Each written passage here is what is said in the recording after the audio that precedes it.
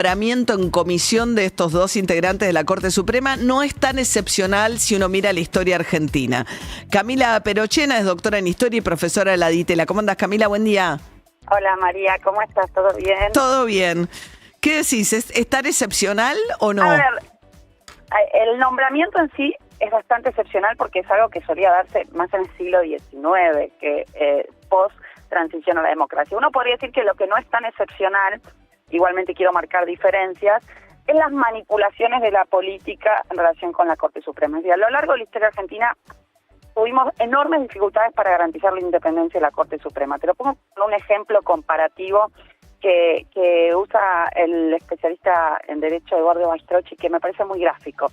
Entre 1946 y la actualidad, Argentina tuvo 8 cambios masivos de jueces en la Corte Suprema. Si miramos Brasil, tuvo solamente 1 y en dictadura, ¿no? Entonces, eso ya te muestra que nosotros tenemos una historia mucho más turbulenta en relación con la independencia de la justicia que la que tuvieron otros países, incluso latinoamericanos, digo, ¿no? Para compararnos con casos similares.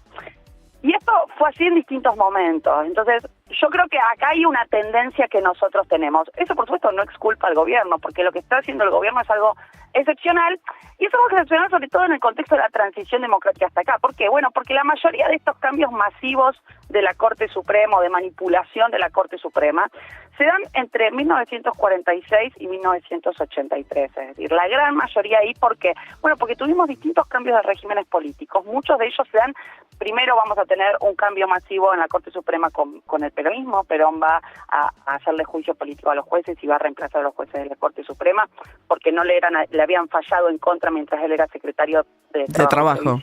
Exacto. Después vamos a tener, cuando es derrocado el peronismo, otra vez se van a remover los jueces de la Corte Suprema. Frondizi no los va a remover, pero sí les va a dar una jubilación beneficiosa y va a ampliar el número de miembros de la Corte para poner también jueces leales. Después vamos a tener el golpe del 66, donde también se va a dar la remoción de miembros de la Corte Suprema. Va a suceder lo mismo en el 73, después en el 76, y después en el 83, obviamente con la transición democrática para reemplazar los jueces de la dictadura. De la dictadura, claro. Después de la transición, en realidad, la manipulación más fuerte que nosotros tuvimos va a ser con Menem. Claro, porque Menem hereda una corte de 5 y mete 9 para meter 4 de un plumazo, ¿no? Entonces, exacto, y es que en realidad termina metiendo más, porque se van a crear más vacantes, porque cuando Menem hace eso, va a haber jueces que van a renunciar, entonces en realidad se van a terminar creando 6 vacantes para Menem, lo que le va a dar la mayoría automática, y 6 vacantes que van a estar integradas por jueces muy poco calificados para llegar a la Corte incluso Suprema, el abogado ¿no? personal de Menem, ¿no? Nazareno. Exacto. Claro, Menem, bueno, yo creo que de verdad es uno de los mejores libros de Horacio Berbisky, Hacer la Corte, que era en un momento que contaba un poco lo que fue el copamiento de parte de... Totalmente, exactamente, que fue escrito más en el momento, me acuerdo, ¿no? Total, que era un copamiento de la Corte por parte del menemismo. Después un poco Néstor Kirchner llega con, digamos, era una época también donde el peronismo dominaba completamente el Senado,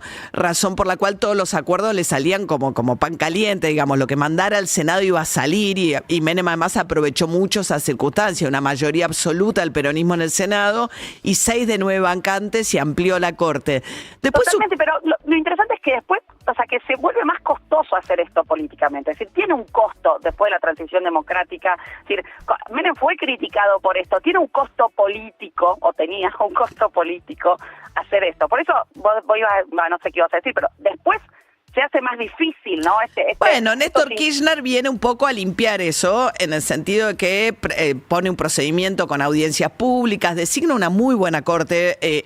Incluso Zaffaroni, cuando Néstor Kirchner lo elige, después se convirtió como el juez de la corte más ligado al kirchnerismo, más vinculado, más asociado al kirchnerismo, pero era porque había defendido a un opositor en Santa Cruz, que era el procurador general, y como señal de independencia él designa a un abogado que le había sido muy hostil al kirchnerismo, como era Zaffaroni antes de llegar a la corte. Y después también, bueno, Argibay, arman una corte muy prestigiosa, y ahora viene esta situación donde... Sí.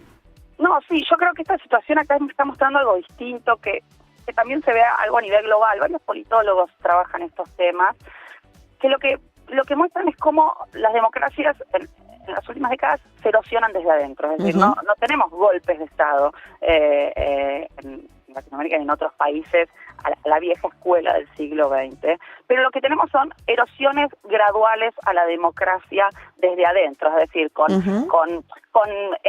intentos de demostrar, de concentrar el poder de forma autoritaria por vías legales o estirando mucho el margen de la ley, ¿no? Y una de las formas de erosionar la democracia es cooptando la justicia, ¿no? Es cooptando a aquellos que lo te pueden hacer contra o que te pueden jugar en contra en el momento en que vos quieras avanzar con tus agendas públicas. En algunos países esto fue muy exitoso y permitió derivas de regímenes democráticos en regímenes autoritarios. Es el caso de Venezuela, ¿no? Una de las primeras cosas que hace Chávez es cooptar al Poder Judicial. Y Trump también deja una Corte Suprema, tuvo la suerte, pues tuvo, digamos, también ahí es por edad, bueno, se le dieron una circunstancia de muchas vacantes y deja una Corte Suprema súper conservadora que en el gobierno anterior, y ahora cuando llega la Corte le da inmunidad y lo salva de gran parte de sus problemas judiciales, ¿no? A Trump en Estados Unidos. Y ahora vos tenés una situación además donde tenés 5 miembros, uno de ellos es Lorenzetti, que es el padrino del hijo que está llegando a la Corte, con lo cual, digamos, la verdad, y nombrados en comisión con inestabilidad, es un problemón. Es un problemón y yo creo que también es un problemón también en términos de liberalismo, si se quiere. Claro. ¿Por qué digo esto?